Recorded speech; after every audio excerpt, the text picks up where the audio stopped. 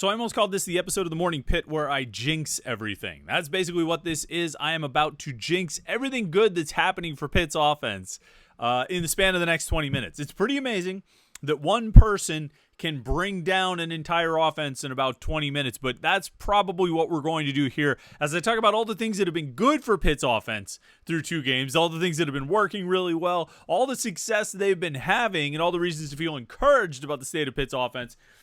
I will bring it all crashing down in the span of the next 20 minutes because, well, that's what happens when you talk too much about things that are going well. They come out and they don't go well. I mean, I almost sort of felt this way in the Cincinnati game when it got started on Saturday. And Pitt's offense was struggling as much as it was. We talked so much about the offense all of last week and talked about Eli Holstein and all this stuff. And there, he couldn't hit the broadside of a barn. 7 of 17 for 91 yards in the first half. And I said, boy, glad we really hyped that one up. And, of course, we know how it all turned out. Holstein finished with more than 300 yards, 3 touchdowns, 1 interception. Pitt won. And so sort of have that kind of feeling when you start hyping things up and talking up, anything really, offense, defense, recruits, coaches, whatever it may be. You start talking them up too much, and then it ends up blowing up in your face. I mean, at some point, these guys on offense, at some point there's going to be a down game, right? We saw a down half of a game or 40 minutes of a game from the offense and from Eli Holstein, but still ended up rebounding. At some point, there's going to be an off game for this offense, I suspect, but there hasn't been yet. And so we're going to spend today talking about all the things that are going well for this offense, all the reasons for optimism and things that they should be able to sustain going forward, particularly as they head into this weekend's backyard brawl against West Virginia. So what's working for this offense? What should you be encouraged by about this offense? And what should give you optimism heading into the future with this offense? Blah. Let's talk Pitt's offense right here on the Morning Pit on youtube.com/Panther-Lair.com.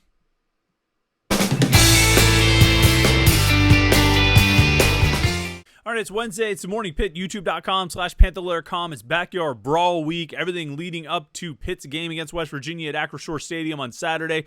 I can't wait. You can't wait. The Mountaineers can't wait. All the Pitt, everybody is excited about this game. At least, excited about all parts of this game other than the parking, which is going to be an epic disaster. I can't wait to see how that actually works out. Hopefully everyone's able to get into the game on time and not have too much of an issue, even if you have to walk in from like Manchester or someplace.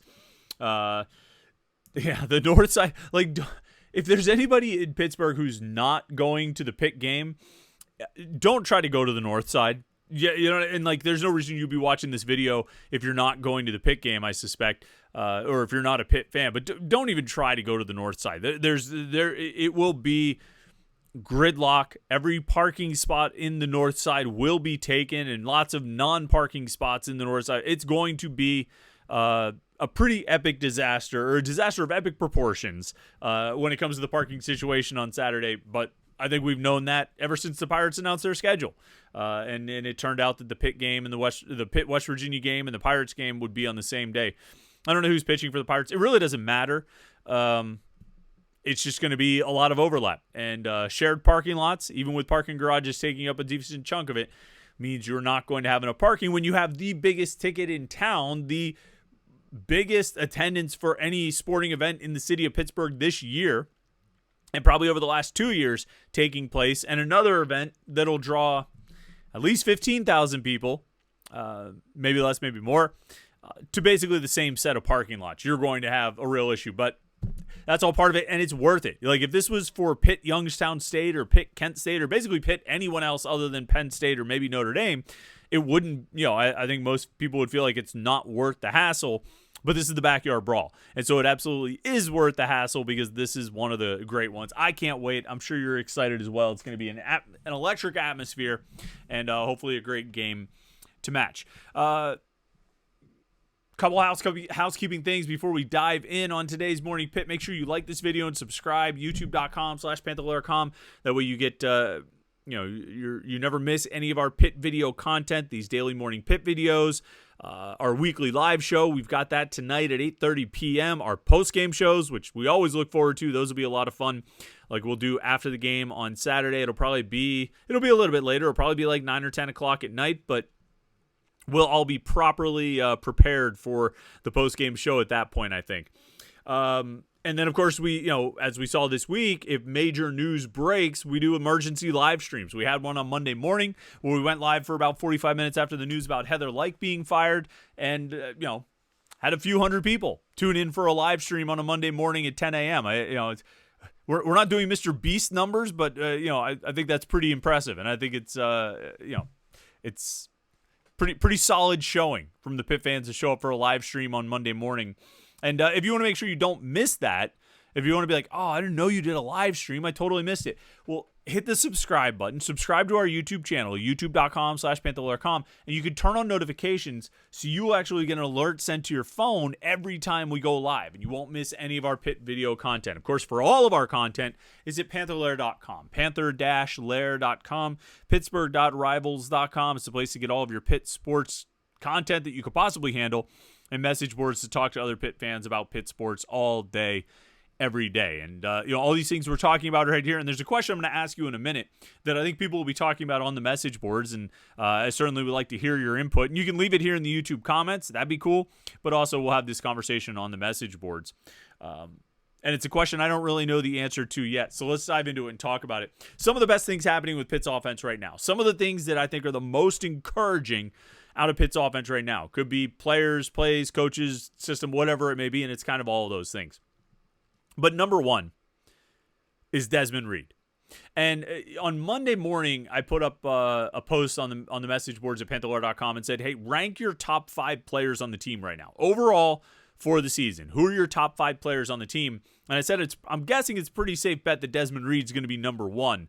And sure enough, I think everybody who replied had Desmond Reed at number 1. Now, unfortunately for me, I put up that post around 9 o'clock on Monday morning, and like a half hour later, Chris Carter broke the news that Heather Lyke had been fired. So that thread got a little bit buried. We'll do that every week. But for right now, Desmond Reed is very clearly, I think, the number 1 overall player on this team right now. He's been the best overall player on the team this season.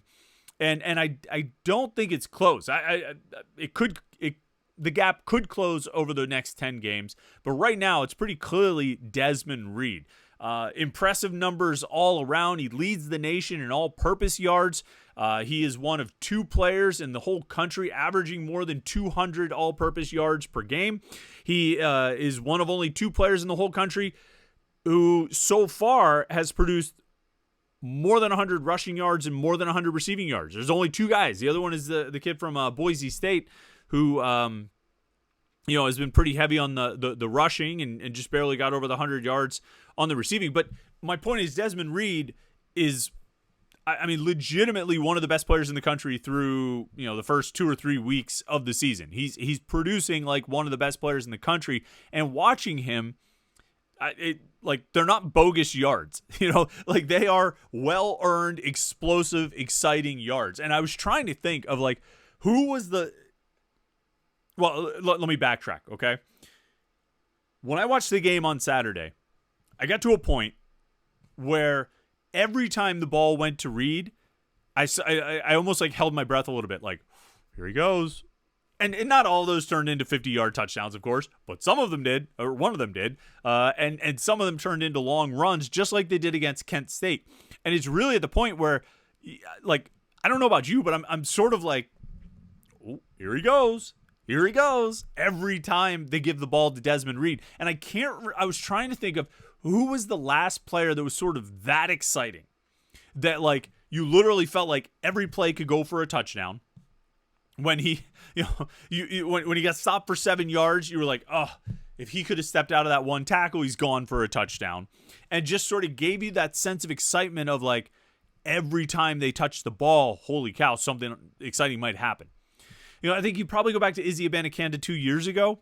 He certainly had the production to support that. Did he give you, first of all, do you have that same sort of reaction when Reed gets the ball that I do? And then second of all, did Abanikanda create it in the same way? you go back before him, I think about, obviously Jordan Addison was an incredible player. I mean, one of the best players in college football in 2021, but it was a little different with a wide receiver. There's not that same sort of sense of, if you give him the ball, something cool is going to happen. Yes, great things happened when they gave Jordan Addison the ball in 2021, but it's a little different with receivers. It's not exactly the same as when you're handing it off to a running back or throwing it to a running back on a screen. I mean, there's much more opportunity to make plays, to make a man miss, and get a lot of yards after contact, yards after the catch, get into the open field and go. And Addison had some of those plays, but it's a little different with a running back versus a receiver. You dial it back before there. I mean, I think there was a certain kind of excitement when James Conner got handed the ball, but it was a different kind of excitement. It was like, oh yeah, somebody's about to get run over. And they usually did, and it usually got like 7 or 8 yards. But it didn't have that kind of explosiveness. It was I would almost kind of like liken it to watching like the excitement that comes with watching a monster truck versus the excitement that comes with watching like a drag racer. You know what I mean? Like, they're both really exciting, but in really unique ways, not in the same kind of way. And so, I don't know if Connor had that same kind of excitement. I think Dion Lewis was exciting. He also just got the ball a billion times, and that's not to take anything away from his talent or his ability, particularly in 2009. But, I wonder, do you almost have to go back to LaShawn McCoy as the last time like there was a player that you just legitimately looked at and you're like, okay, every time he touches the ball, it's really exciting. Like you got excited every time you saw they were about to hand it off to this guy. Because that's the way it is with Desmond Reed after 2 games. I think it might be LaShawn McCoy. Might be the last guy that had that level. Unless, depending on how you felt about Izzy Abanikanda in 2022. Am I forgetting anyone? Is there anyone else who gives you that same sort of sense of excitement? Let me know. Particularly on the message boards, but also here in the comments on YouTube. But either way, Desmond Reed has been outstanding. He's been a revelation. Any question about how he would translate from FCS to ACC, I mean, it's been answered. Right now, the only question is how long will he stay on the field? And he came out and talked after the game on Saturday, which is encouraging. Usually if guys are banged up in a game, they don't come out to the post-game press conference. And he came out and talked to us in the media yesterday, which is also encouraging because if guys are banged up or questionable or might be limited, they don't come out and talk. So those are encouraging steps for Desmond Reed heading into week 3 when he's going to be needed again. And it does sort of feel like you don't know how long he's going to last, but while he's out there, you stay with it. It's exciting to watch. On the matter of Eli Holstein, there's something I think encouraging to see there. Now, I absolutely believe you should have been concerned during the first 40 minutes of that game. First half of the game, he was 7 of 17 for 91 yards and an interception. I think before the first touchdown drive, so basically the first 40 minutes of the game, he was like 10. He had completed like 10 passes for 90 some yards, no touchdowns and a pick through about 40 minutes of gameplay. Absolutely concerning. But the way he bounced back, the way he improved in the game, it's one thing to improve one game to another, but it's something else altogether when you do it in a game. When you've got the presence of mind, you can keep your cool and say, all right, plays are there, passes are there. I just got to make the throws and go out and do it. And even though I'm sure he said that after the first drive and the second drive and the third drive and the fourth drive and so on and so forth until it actually started to click.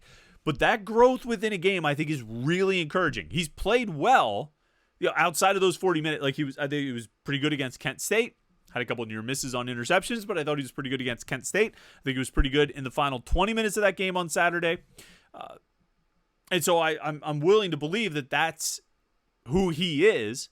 In addition to some of the issues and mistakes, but the way he showed that he could rebound, that he could bounce back.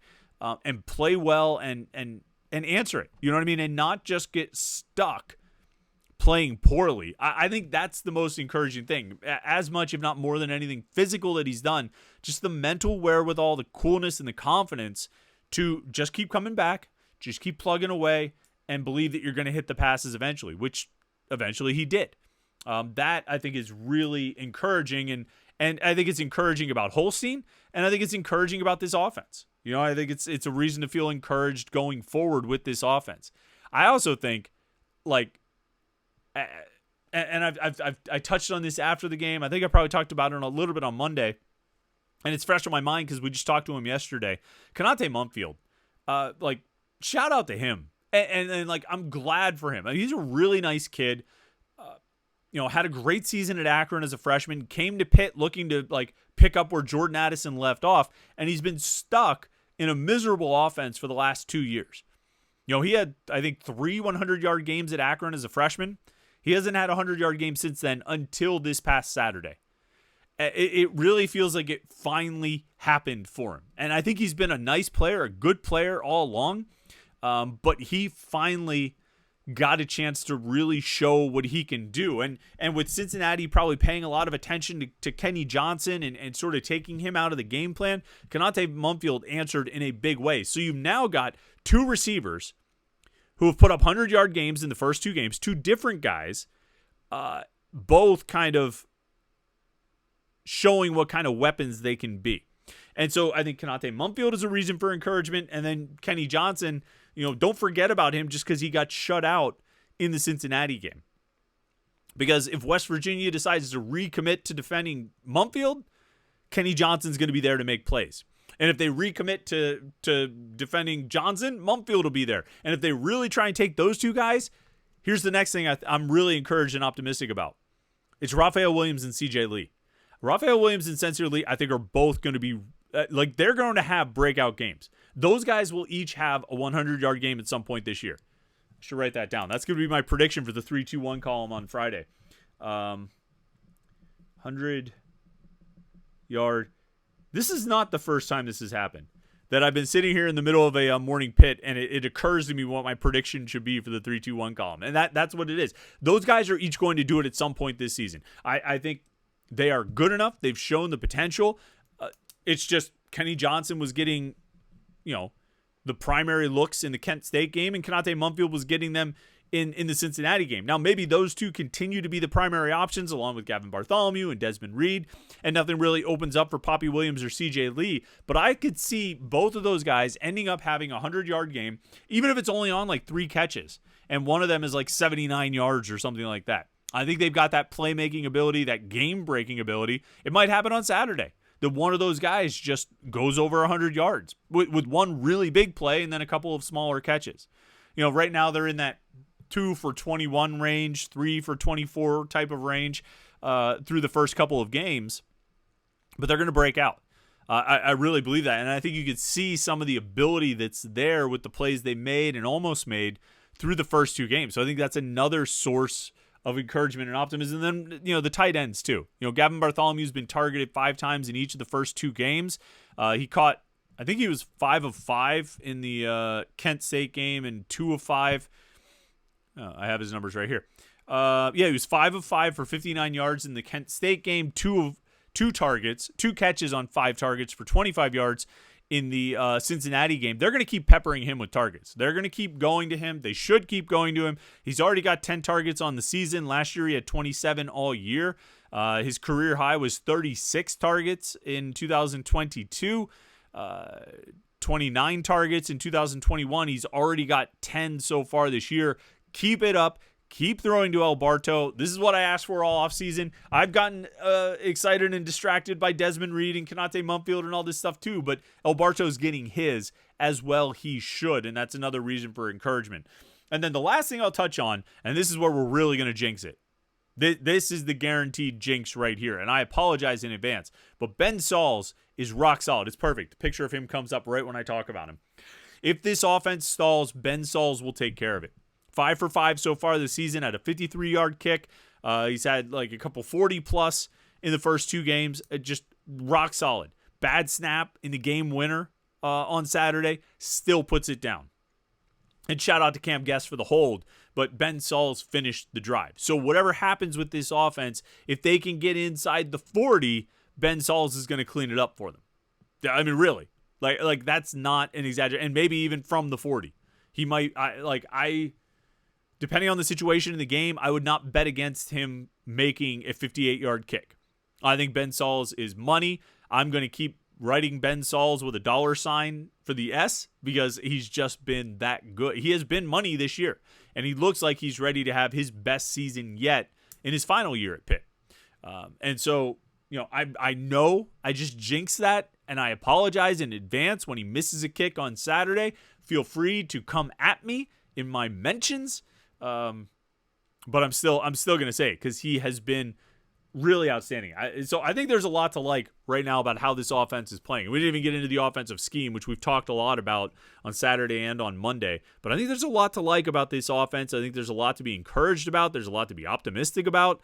And there are a lot of things that look like they're sustainable for the continued success of this offense. And so I think there's a lot to look forward to. I really do. And I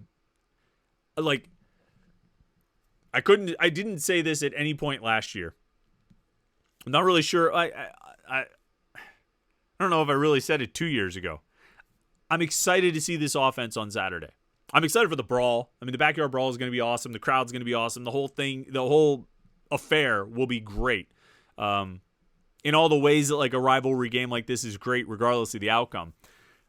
But I'm excited to see this offense again. I'm excited to see if Eli Holstein picks up where he left off in the Cincinnati game. I'm excited to see what Desmond Reed does. I'm excited to see about how the receiver options are used. I'm excited to see about El Barto's usage. I mean, it's they're in a good place, I think, right now offensively. Not without their holes, not without areas to improve, but they're in a good place offensively, and it's exciting stuff. So answer that question about Desmond Reed. Who was the last player that gave you that sort of sense of excitement? Maybe it's Izzy. Maybe you go back even further to LaShawn McCoy. I might have to go back to McCoy. I don't know. I got to think about that more. I didn't have a good answer before I sat down to record this, and I still don't have a good answer now. Don't forget, we have a live stream tonight at 8:30 p.m. Me and Jim Hammett will be here with you talking Pitt sports for an hour. It should be a lot of fun. Tune in right here at youtube.com/Panther-Lair.com. Subscribe to the YouTube channel so you don't miss any of our live streams or anything else that we do here at youtube.com/Panther-Lair.com. And then, of course, check out the website, Panther-Lair.com, Pittsburgh.rivals.com. Thanks so much for tuning in today. It was a lot of fun, as always. Looking forward to it. Tomorrow's Thursday. We got the live stream tonight, so tune in for that. And then we'll catch up with you tomorrow morning for the Morning Pit right here on youtube.com/Panther-Lair.com.